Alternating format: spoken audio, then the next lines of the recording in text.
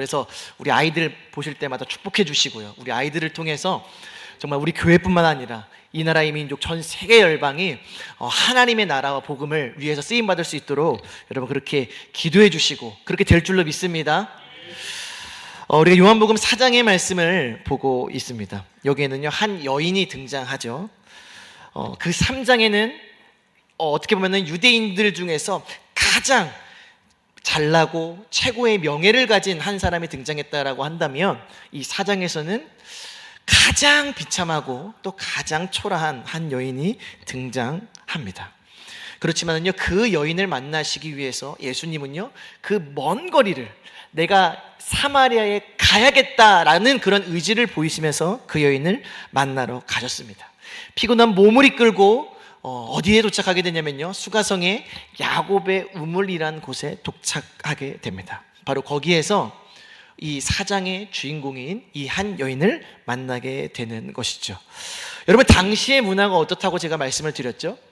유대인들은요 이 사마리아 사람들은 같은 민족임에도 불구하고 굉장히 멸시하고 차별하는데 어느 정도로 차별했냐면 그 사마리아 땅조차도 밟지 않는다라고 했습니다. 왜요?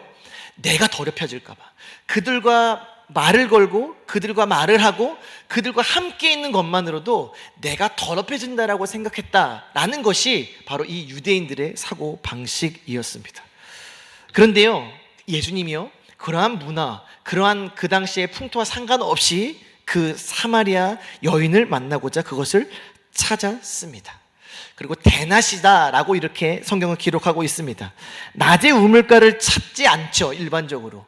그렇지만 그 낮에 많은 사람들을 피해서 그 우물가에 온 그 여인을 예수님이 만나 주셨습니다. 그리고 이런저런 이야기를 했습니다. 어떤 이야기를 했죠? 예수님께서요 그 여인에게 나에게 물을 좀 달라라고 이렇게 이야기를 했습니다. 근데 그 자신에게 물을 달라고 이야기하는 그 예수님을 보고요 이 여인은 너무나 의아한 것이죠. 아니 유대인들은 우리랑 상종조차 하지 않는데 당신은 어떻게 말을 건넬 뿐더러 나에게 물을 좀 달라고 하느냐 이렇게 이야기를 하는 것이죠. 여러분 우리가 예전에 이제 코로나 시기를 지나지 않았습니까? 물론 뭐 지금은 이제 코로나를 걸리건 말건 뭐 누구도 신경을 쓰지 않습니다. 그런데 여러분 초기 때 여러분 기억나시죠? 코로나 걸렸다 하면 뉴스에 나옵니다. 코로나 걸린 환자가 여기를 지나갔고 여기를 지나갔고 여기 코로나 환자가 그 동선이다 라고 하면은 문을 닫고. 왜요? 혹시나 그 감염될 수 있고 그것 때문에 더 전염병이 퍼질 수 있기 때문에 그렇게 됐습니다. 어쩌면요 우리가 그 코로나를 막 그렇게 경멸하고 막 그렇게 막 이렇게 여겼듯이 유대인들이 이 사마리아 여인을 그렇게 생각했습니다.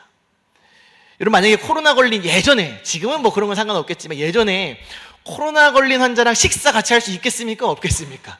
난리 나죠. 진짜 우리는 큰일 나는 줄 아는 거죠. 근데 그것처럼요 지금 어떻게 당신이 내가 먹던 이 물, 내가 먹는 이 물을 어떻게 당신이 먹을 수 있겠느냐라고 이렇게 이야기를 하는 겁니다. 도저히 이 여인으로서는 이해할 수 없는 상황인 것이죠. 그런데 예수님께서는요 이 여인과의 대화를 통해서 예수님이 왜 이 땅에 오셨는지 우리는 알 수 있습니다. 그러면서 그냥 물을 달라고 하신 것이 아니라 그러면서 예수님이 뭐라고 말씀하셨습니까?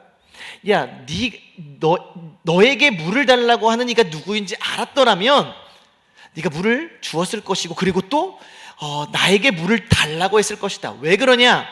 내가 너희에게 주는 물은 영원히 마르지 않는 물이다 라고 말씀하셨기 때문입니다. 다시 말해 무엇이냐면요 예수님께서 이 땅에 오신 것은요 바로 갈급해 있는 메말라 있는 우리의 심령 가운데 마르지 않는 영원히 샘솟는 그 샘물 생수를 주기 위해 오셨다라는 것입니다. 할렐루야. 여러분 그 오늘 이 예배가 그 예수님께서 주시는 그 놀라운 생수가 가득 차고 넘쳐서 충만하게 역사하는 그런 시간 되시길 간절히 축복합니다. 사마리아 여인은요 그런 갈급함이 있었습니다. 바로 오늘 말씀이요 이 사마리아 여인이 왜 그렇게 갈급함이 있고 왜 그런 아픔과 그런 상처가 있는지 그것을 알 수 있는 말씀입니다. 과연 이 여인의 갈급함은 무엇이었고 과연 예수님께서는 이 여인의 갈급함을 어떻게 해결해 주셨는지 우리가 14절 같이 한번 먼저 한번 읽어보도록 하겠습니다. 읽습니다. 내가 주는 물을 마시는 자는 영원히 목마르지 아니하리니 내가 주는 물은 그 속에서 영생하도록 솟아나는 샘물이 되리라. 네, 아까 제가 말씀드렸다시피 예수님은 영원히 솟아나는 샘물이 되시는 분이시다. 그러면서 그 다음에 이제 이 여인이 뭐라고 이야기를 하냐면요, 15절 같이 한번 읽습니다. 시작. 여자가 이르되 주여 그런 물을 내게 주사 목마르지도 않고 또 여기 물 기르러 오지도 않게 하옵소서. 아멘. 예수님께서요, 내가 주는 물은 그 속에서 영생하도록 솟아나는 샘물이 되리라고 말씀하자마자 그 여인이 만약에 그런 물이 있다면 내게 좀 주셔서 나로 하여금 목마르지도 않고 또 여기에 물 기르러 오지도 않게 하옵소서라고 이렇게 말씀을 하고 있습니다.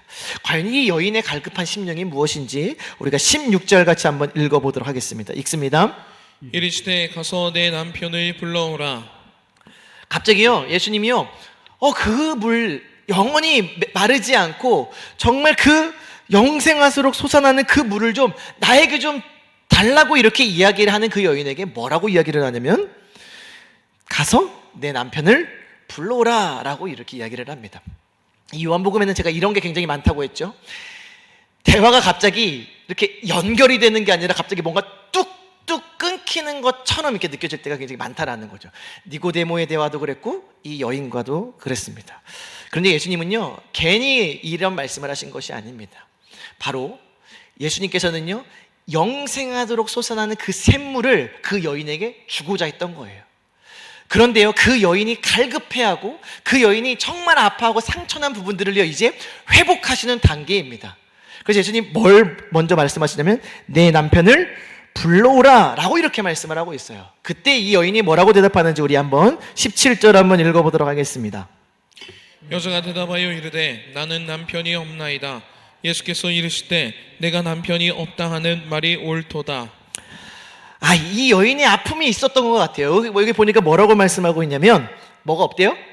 나는 남편이 없나이다. 예수님께서 그렇습니다. 맞다. 네가 남편이 없다 하는 그 말이 옳다. 너가 남편이 없는 걸 안다 라고 이렇게 말씀하셨습니다. 그런데요, 이것만 보면은 이 사람이 노처녀인가 보구나, 오랫동안 결혼을 못한 사람이구나 라고 생각할 수 있는데요, 그 다음 절에 보면 이렇게 나와 있었습니다. 18절 한번 읽습니다. 너에게 남편 5이 있었고 지금 있는 자도 내 남편이 아니니 내 말이 참되도다. 근데 이 여인에게는 진짜 큰 아픔이 있었는데요, 그것이 무엇이었냐면 지금 남편 이전에 남편이 몇 명이 있었대요? 5명이 있었대요. 5명. 지금 있는 자도 내 남편이 아니니 내 말이 참되도다. 이 여인은요 5번이나 결혼을 실패한 여인이었습니다. 우리가 생각할 때는요, 한 번도 힘든데 5번씩이나, 이 여자는 굉장히 뭔가 이쁘거나 아니면 굉장한 매력을 갖고 있구나 라고 우리가 그렇게 생각할 수 있는데요, 이것은요 이 당시의 문화를 몰라서 그랬습니다. 사실 지금 이 시대는 이혼이 흠도 아니라고 이렇게 이야기를 합니다. 서로 살다가 안 맞으면 이혼도 하고, 차라리 이혼하고 새롭게 시작하는 것이 낫다라고 생각하는 게 요즘 사람들의 생각이죠. 그런데 이 당시는요, 이혼이 그렇게 쉽지 않았습니다. 아니면 어쩌면 거의 불가능한 상황이었습니다. 특별히 이 이혼할 때는요, 여자가 그 이혼을 선택할 수 있는 권리가 있었을까요? 없었을까요? 전혀 없었습니다. 이혼할 수 있는 것은 남자만이 할 수 있었던 그런 권리였습니다. 왜냐하면 이스라엘은 율법이 중요했기 때문에 율법에서 이혼에 대해서 이렇게 기록하고 있기 때문입니다. 제가 신명기 24장 1절을 읽어드리도록 하겠습니다. 사람이 아내를 맞이하여 데려온 후에 그에게 수치되는 일이 있음을 발견하고 그를 기뻐하지 아니하면 이혼 증서를 써서 그의 손에 주고 그를 자기 집에서 내보낼 것이요 라고 이렇게 성경은 기록하고 있습니다. 그러니까 부부가 헤어지게 되는 거는 딱 2가지밖에 없는 겁니다. 2가지. 첫 번째는 뭐냐면 한 명이 죽거나 했을 때 그 부부의 관계가 끊어지는 거고, 또 한 가지는 뭐냐면 여기 신명기의 말씀처럼 아내가 남편에게 수치되는 일을 보였을 때에는 남편이 그 아내에게 이혼을 이렇게 명할 수 있었습니다. 그렇다면 여러분, 수치스러운 일이 뭐였을까요? 아내가 남편을 수치되게 하는 일, 여러분 뭘 것 같습니까? 요새는 뭘 것 같습니다. 뭐 바람을 핀다거나, 그쵸? 근데 여러분 놀라지 마십시오. 그 항목이 뭐가 있냐면 제가 읽어드리겠습니다. 저는 이거 듣고 굉장히 좀 화가 났습니다. 이혼 사유입니다. 이혼 사유. 아내가 음식을 태웠을 경우, 남편의 마음에 들지 않는 행동이나 성격을 아내가 소유했을 때, 그 남편이 다른 여성이 더 마음에 들게 되었을 경우, 참 너무하죠 여러분? 단순한 권태나 애정이 식었을 때, 남편이 더 이상 아내를 좋아하지 않게 되는 경우, 이게요 아내가 남편을 수치스럽게 하는 목록이었어요. 여러분 상상도 안 가시죠? 그쵸? 깜짝 놀라셨죠? 이랬을 때요 남편이 아내에게 우리 이제 그만 이혼하자라고 할 수 있는 거예요. 이 아내는요 울며 겨자 먹기 식으로 그렇게 했을 때는 따를 수밖에 없는 게 이 당시의 사회의 분위기였다라는 것이죠. 여러분 만약에 이러한 사회적 상황 속에서 이 여인이 몇 번이나 실패했다고요? 5번이나 결혼에 실패했다라고 말씀을 하고 있습니다. 그렇다면 두 가지 경우입니다. 남편이 죽었거나 아니면 남편에게 수치스러움을 느끼기 위해서 이혼을 당했거나. 자 여러분 첫 번째 한번 봅시다. 결혼을 했는데요 만약에 5명의 남편이 다 죽었다라고 해봅시죠. 어떨까요? 여러분 성경에는요 창세기에 유명한 이야기가 있습니다. 그 야곱의 12아들 중에 유다라는 그 아들이 있지 않습니까? 유다의 며느리가 있어요. 그 이름이 누구죠? 다말입니다. 다말. 첫째 아들과 다말이 결혼을 했어요. 그런데요 첫째 아들이 어떻게 됐죠? 죽었어요. 근데 그 당시 법에 따라서 이제 그 둘째 아들이 이제 다말을 이제 취해서 결혼을 하게 됩니다. 결혼을 또 했습니다. 근데 둘째 아들이 어떻게 된 거예요? 죽었어요. 자 이제 유다가요 생각이 많아지는 거예요. 왜? 누굴 줘야 돼요 그러면? 셋째 아들을 줘야 되는데 또 어떻게 될 것 같은 거예요? 죽을 것 같은 거예요. 그래서 이 다말을 어떻게 합니까? 내가 부를 때까지 아직 우리 아들은 어리기 때문에 부를 때까지 저 친정에 가 있어라. 근데 시간이 지나도 데려올 생각을 해요 안 해요? 안 하는 거예요. 그럼 어떻게 된 거죠? 유다가 다말을 버린 거죠. 왜요? 유다가 생각했을 때요 100% 저 다말은 저주받은 여인이라고 생각했을 겁니다. 저자가 들어와서 우리 가정에 있다라고 하는 것은 저주받은 사람이라고 분명히 그렇게 여겼을 거예요. 자 여러분 보세요. 그러면 이 사마리아 여인도 똑같다라는 거예요. 만약에 5명의 여인이 남편이 다 죽었어요. 그러면요 동네 사람들에게 온갖 손가락질을 타당했을 겁니다. 저 여자는 저주받은 사람이야. 저 여자랑 결혼하기만 하면 다 죽어. 아마 이런 소문이 났을 겁니다. 또 두 번째, 만약에 그 남편에게 수치스러움을 줬다고 해서 이 여인이 5번의 그 5명의 남편에게 버림받았다라고 여러분 생각을 해보십시오. 여러분 어떨까요? 자, 우리가 상상할 수도 없는 그런 인생이지 않겠습니까? 그러니요 이 여인이 많은 사람들을 피해 다닐 수밖에 없는 그런 상황이었을지도 모릅니다. 얼마나 갈급했을까요? 결혼을 했는데요 실패해요. 특별히 이 당시는 결혼이 왜 중요했냐? 아마 요새 같은 경우는 그렇게 이야기할 수도 있을 것 같아요. 아이 뭐 여자가 요새는 돈 벌어서 하면 되지 뭐. 근데 이 당시에는 여자가 할 수 있는 게 없었습니다. 여자가 할 수 있는 거라고는요 오늘 말씀처럼 기껏해야 우물가에서 물 두고, 아까 얘기했죠 신랑한테 아침 해주고 밥 해주고 이런 가사일 하는 것 정도밖에 할 수가 없었습니다. 다시 말해 뭐냐면 여인이 가장 행복하고 좋은 인생을 살기 위해선 정말 좋은 남편을 만나야지만 정말 행복한 인생, 좋은 인생을 살아갈 수 있었던 사회였다라는 거예요. 그거에 비춰봤을 때 이 여인은요 실패도 그냥 실패가 아니라 완전히 망한 인생이었다라는 거예요. 여러분, 그렇기 때문에 이 여인이요 날마다 목말랐습니다. 단순히 이 우물가에 물을 뚫어 나왔다, 그냥 물 마시러 물 뚫어 나온 것이 아니라 상징적으로 이 여인은 마셔도 해결하지 못하는 그런 인생의 갈급함과 결핍과 아픔과 상처가 있었다라는 것이죠. 그런 아픔을 가진 그 여인이요 이 야곱의 우물가에서 누구를 만나게 되었습니까? 예수님을 만나게 되었습니다. 그런데 성경은요 참 너무나 놀랍고 신비합니다. 여러분, 이 여인이 예수님을 만난 곳이 어디입니까? 어디예요? 우물가예요. 여러분, 성경에 우물이 어디에서 많이 등장하는 줄 아세요? 구약시대에 보면은요 몇 차례 우물이 등장을 합니다. 여러분, 야곱이요 형 에서를 피해 도망을 갑니다. 삼촌 라반 집에 가요. 그러면서 그 근처에서 가장 먼저 만났던 인물이 누군지 아세요? 바로 라헬입니다. 어디서 만났을까요? 우물가에서 만났어요. 또 그의 아버지, 이제 이삭이요 나이가 40이 됐습니다.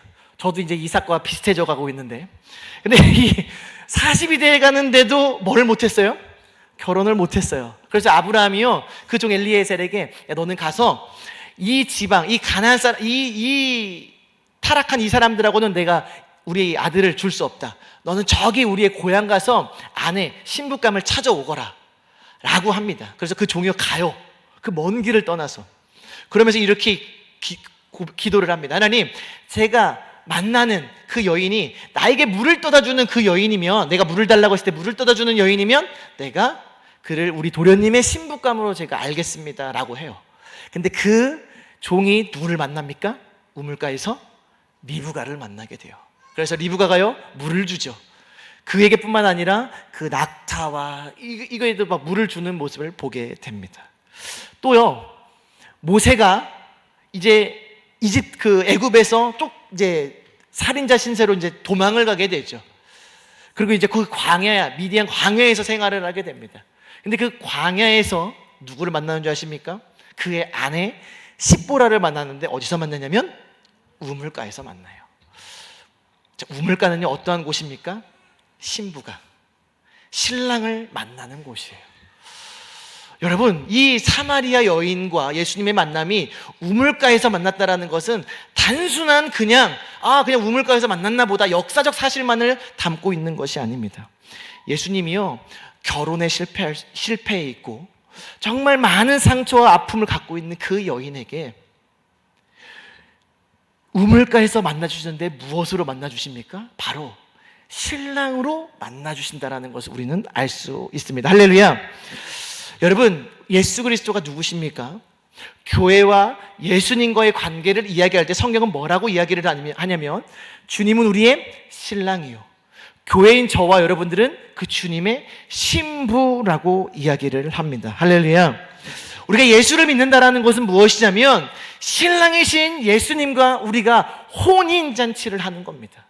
그래서요 그 부부의 그러한 예수님을 믿음으로써 우리가 혼인잔치에 들어가서 영원히 그 주님과 함께 사는 것, 그것이 바로 우리가 이야기하는 구원인 것이죠. 예수님은요 결혼에 실패한 이 여인에게 뭐라고 말씀하고 있냐면, 너 실패했지? 너 결혼에 실패했지? 네가 아무리 좋은 남자를 만나고 싶었고 결혼에 성공하고 싶었지만 도저히 만날 수 없었지? 왜 그런 줄 알아? 바로 내가 너의 진정한 신랑이기 때문이야 라는 것을 이 여인에게 말씀해 주시려고 그 먼 길을 떠나 이 수가성에 오셨다라는 겁니다. 여러분, 예수님이 왜 이 땅에 오셨을까요? 동일한 이유입니다. 바로 이 사마리아 여인과 같이 갈급해 있고 상처투성이고 정말 아픔투성인 저와 여러분들의 신랑이 되시기 위해서 하늘보다 영광을 버리고 이 땅에 오셨다라는 것입니다. 저와 여러분들을 사랑하시는데 저와 여러분들을 신부 삼으시기 위해서 그분이 하신 것이 무엇입니까? 자신의 생명을 다 내려놓고 십자가를 지심으로 또 죽은 지 사흘 만에 다시 살아나심으로 말미암아 저와 여러분들의 영원한 신랑이 되셨다라는 것이죠. 여러분, 이 여인이요 예수님을 만나기 전까지는요 불행 그 자체였습니다. 그런데요 이제 이 여인의 인생 가운데 참된 신랑 바로 예수 그리스도를 만나게 됩니다. 할렐루야. 여러분, 우리가 예수님을 믿는다라는 것은 뭘로 믿는다라는 걸까요? 여러분, 우리 담임 사모님께서요, 우리 목사님에게 나는 당신을 믿습니다라고 이야기하는 것과 저를 향해 용민전사 나는 당신을 믿어요 이렇게 하는 거하고는요 전혀 다른 거예요. 저한테 믿는다라고 하는 것은요 그냥 아마 이 정도일 겁니다. 나는 우리 전도사님이 사역도 잘하고 교회에서 열심히 잘할 거라는 것을 믿어 정도예요. 그렇지만 우리 사모님이 우리 목사님에게 믿는다라고 할 때는 뭘 믿는다라고 하는 거죠? 나의 인생을 다 맡길 수 있을 정도로 나는 당신을 믿습니다라고 고백을 하는 거예요. 여러분, 우리가 예수님을 믿는다라는 건요 바로 그겁니다. 우리가 믿음으로 구원을 받는다라고 했는데요, 우리의 믿음은 과연 무엇인가? 예수님을 믿으면 그냥 평안해져요. 좋습니다. 그냥 많은 위로를 받아요. 여러분, 이 정도의 차원이 아닙니다. 우리가 예수님을 믿는다라고 하는 것은요, 내가 모든 것을 걸고 나는 당신을 믿을 수 있습니다. 당신은 나의 모든 것이 되십니다 라는 고백이요 바로 저와 여러분들의 믿음인 줄 믿으시길 간절히 축복합니다. 여러분, 그랬을 때요 우리의 인생의 목마름은 해결이 되는 것입니다. 나는 왜 예수를 믿어도 내 인생의 목마름이 해결이 되지 않지? 우리가 그 신랑이신 예수님을 만나야 돼요. 이 예배를 통해서 우리가 하나님께 예배하고 기도하고 말씀을 보고 찬양을 하면서 우리가 예수님을 어떻게 믿어야 되느냐? 그 예수님이 우리의 신랑이 되셔야 된다라는 겁니다. 여러분, 그냥 옆집 아저씨, 옆집 그냥 이웃처럼 우리 예수님을 생각하시면 안 됩니다. 우리 예수님은요 우리의 신랑 되시고요 우리의 전부 되시는 분이십니다. 할렐루야. 신랑과 신부가 만나게 됩니다. 결혼을 하게 되면 어떻게 되죠? 무슨 일이 일어나죠? 사랑을 하게 되죠. 그 사랑을 하게 되면 여김없이 나타나는 게 무엇입니까? 아름다운 생명이 태어나게 됩니다. 할렐루야. 여러분, 고귀한 생명이 탄생하게 되는 것이죠. 우리의 신랑 되신 예수님과 신부된 우리가 하나 되어지고 사랑이 되어지면 어떻게 되는 겁니까? 그래서 열매를 맺게 되는 겁니다. 우리가 예수님 안에 거하게 되고 우리가 예수님 안에 거하고 예수님이 우리 안에 거하게 되면 어떻게 된다고 했어요? 열매를 많이 맺게 되나니. 할렐루야. 여러분, 우리가 예수님을 믿게 된다라는 것은요 생명을 낳고 열매를 맺게 된다라는 것을 말씀을 하고 계십니다. 예수님은요 이 사마리아 여인에게 진정한 남편이 되시기 위해 이곳에 오셨고, 또 저와 여러분들의 신랑이 되시기 위해 모든 것을 버리고 이곳에 오셨다라는 것을 다시 한번 기억하시길 축복합니다. 여러분, 이 예배가 어떤 자리입니까? 바로 그 신랑이신 예수님을 만나는 자리입니다. 여러분, 이곳에 어떤 마음으로 오셨나요? 습관적으로 그냥 늘상 드리는 예배니까 여러분 그런 마음으로 오셨나요? 아니면 우리의 신랑 되신 예수님을 만나고자 하는 그런 설레임을 갖고 오셨나요? 저는 저와 여러분들의 이 예배가요 그 신랑이신 그 예수님을 만나는 것을 생각하며 기쁘고 설레고 그런 시간이 되시길 간절히 축복합니다. 여러분, 그렇게 되면 어떻게 됩니까? 우리의 목마름이 사라집니다. 우리의 갈급함이 해결되는 것입니다. 바로 그 시간이요 오늘 이 예배인 줄 믿으시길 간절히 축복합니다. 우리 오늘 이 시간에 찬양을 하나 할 텐데요, 우리 나의 가장 낮은 마음이라는 찬양 하도록 하겠습니다. 이 원래 제목이 뭔가 봤더니요 낮은 자의 하나님이래요. 오늘 이 말씀하고 너무나 잘 맞는 것 같습니다. 정말 낮고 비천하고 초라한 자였던 이 사마리아 여인을 위해서 하나님이신 그 예수님이 오셨습니다.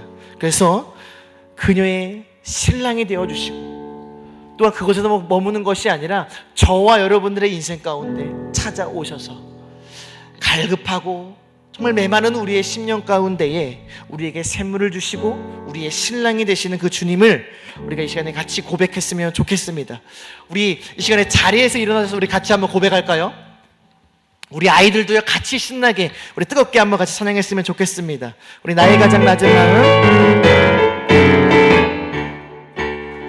정말 기쁜 마음으로 찬양하겠습니다. 나의 가장 낮은 마음,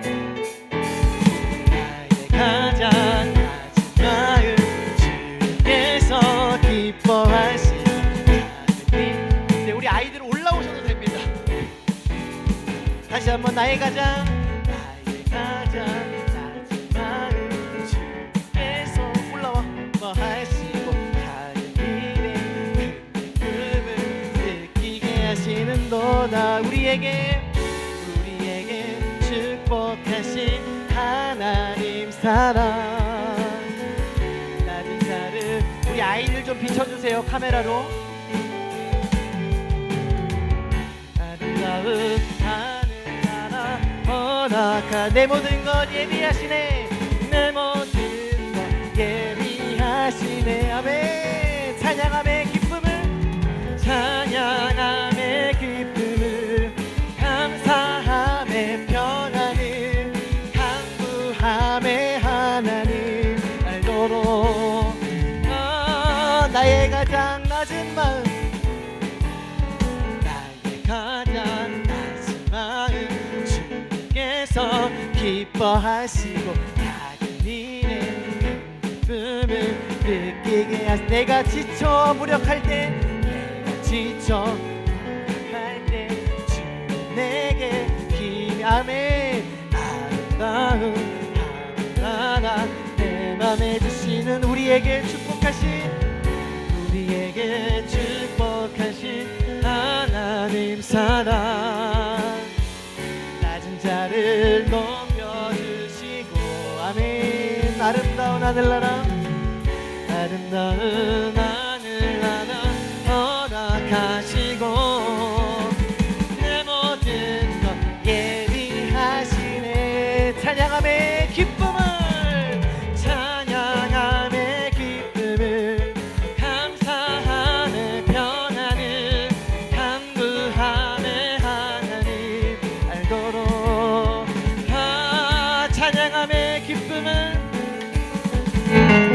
찬양함의 기쁨을 감사함의 평안을 간구함의 하나님 알도록. 우리 마지막으로 찬양합니다. 찬양함의 기쁨을 찬양함의 기쁨을 감사함의 평안을 간구함의 하나님 알도록. 우리 시간에 같이 한 목소리로 기도하겠습니다. 우리의 신랑 되신 예수님, 이 낮은 자를 위해 오신 예수님 감사합니다. 그 주님이 늘 우리의 기쁨이 되시는 줄 믿습니다. 하나님, 우리가 그 주님만을 신뢰하며 믿으며 나아갈 수 있도록 주님 붙잡아 주시옵소서. 우리 가정에 기쁨이 넘치게 도와주시고 슬픔과 아픔이 사라지고 그 주님이 주시는 영원한 샘물 같은 기쁨이 차고 넘치게 도와주시옵소서. 우리 시간에 주여 한번 외치고 나같이 기도하도록 하겠습니다.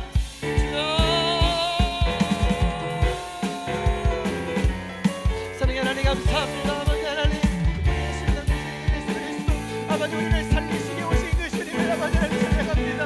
아버지 하나님, 죽을 수밖에 없는 우리에게 아버지 하나님 기쁨을 잃어버린 우리에게 참된 기쁨과 소망과 희망과 아버지 평강을 주시게 오신 그 예수님 찬양합니다.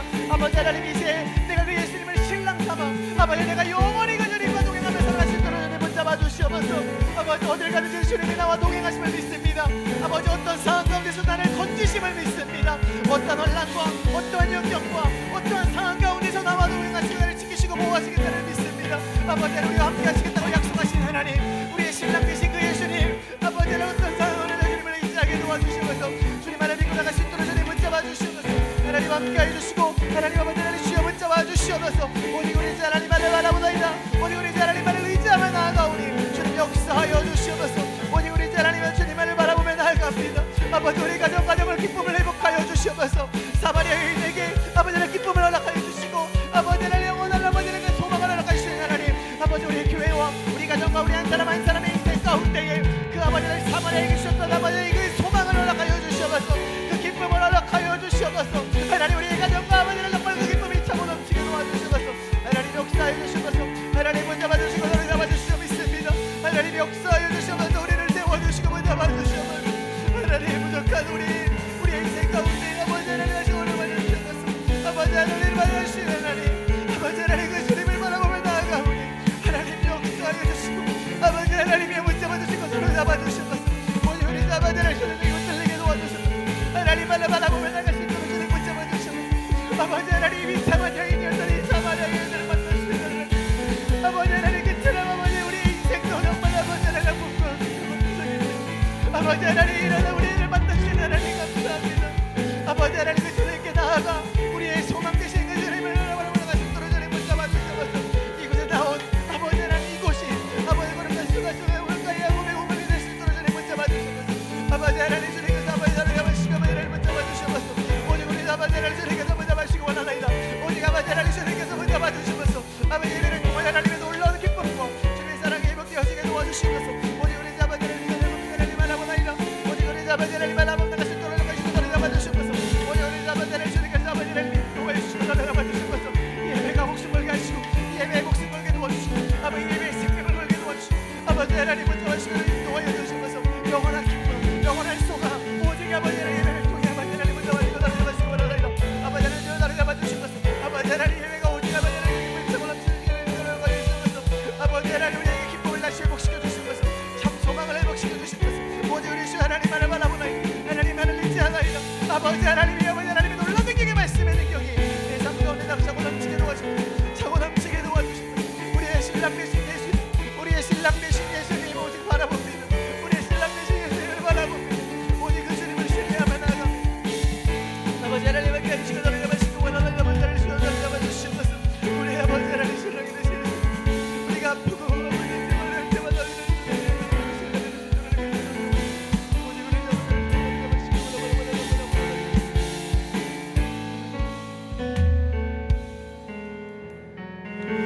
하나님 감사합니다.